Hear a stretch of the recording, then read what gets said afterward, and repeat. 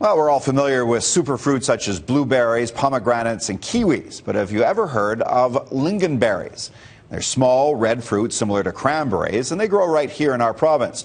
But there's not much known about them. Angela Jung meets with a Summerland researcher who's helping to give lingonberries a higher profile.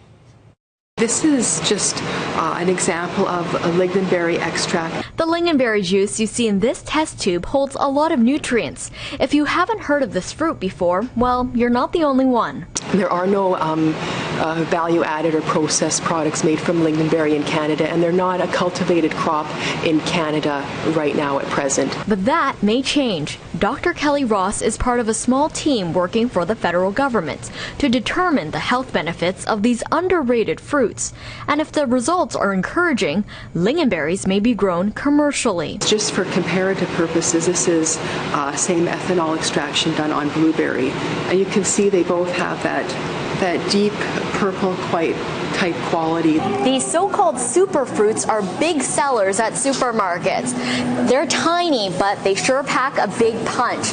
Dr. Ross is hoping to create the same amount of buzz that blueberries have with lingonberries. Lingonberry is now at the point where blueberries were about 20 years ago, where we need to do that science to understand what's in there, what are the health properties. So far, the research reveals lingonberries may potentially be rich in antioxidants, promote good heart health, and fight diabetes. It shows excellent health benefits and a strong promise. The appetite is there. Lingonberries also grow in Europe.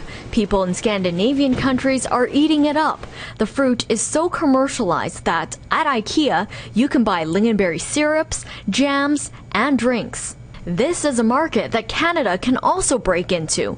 Wild lingonberries grow in northern communities of BC, Manitoba, and Newfoundland and Labrador. So these regions are typically characterized as being economically challenged.